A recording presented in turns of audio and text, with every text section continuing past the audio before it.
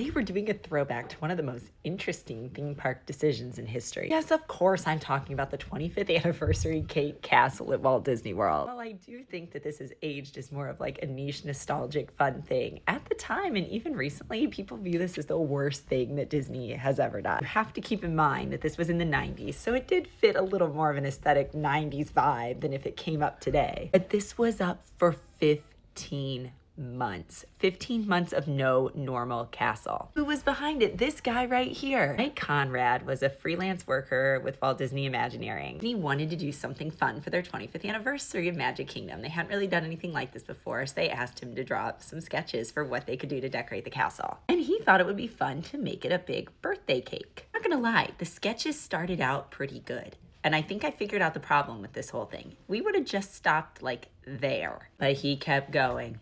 And he made it fully pink. I will just say, I think anytime you make something fully pink, you run the risk of it being terrible. And I am someone who loves pink. I got sparkly pink nails on right now. Besides being ugly, one of the biggest complaints was, this is my one trip to Walt Disney World. I'm proposing, I'm whatever, and this is going to be in all my pictures. His response, I'll read it verbatim. Anybody can have that, but only those lucky couples who come here during this 15-month celebration will have a wedding cake like this. Sir, this is not a wedding cake. But it has gone down history. Like, do you have a picture of the Cake Castle with yourself in front of it? So he wasn't wrong. Disney has shied away besides Stitch's escape opening one day where they TP'd the castle. That's a TikTok for another day.